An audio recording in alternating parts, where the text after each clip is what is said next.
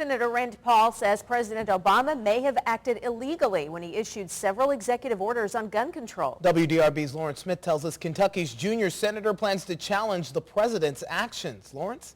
Well, the always provocative Rand Paul says Obama may have been acting more like a monarch than a president.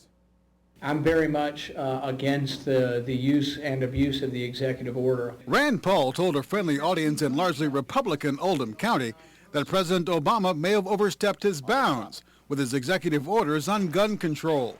He said one order actually violates the president's own Affordable Care Act, which prohibits doctors from reporting about whether their patients own guns. Now he's reversing that, but we think he's overturning his own legislation now by executive fiat, and that's against the law, and so we will fight him on these things. Paul says that fight will take the form of a bill he plans to introduce in the Senate, a bill that would overturn any presidential order that, in effect, creates new law, a power reserved for Congress. What my bill would do would say that if it amounts to legislation or if it contravenes the Second Amendment, that it would be null and void and that we would have standing to sue over that. In an interview earlier this week, Paul claimed the president may be acting more like a monarch or a king.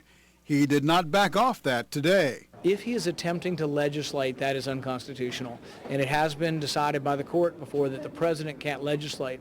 It was also fundamentally part of how our government was founded. Bottom line, Paul says he does not believe mass shootings can be prevented by gun control. The people who do all these shootings die in the end, and they don't care about that there's a law against murder.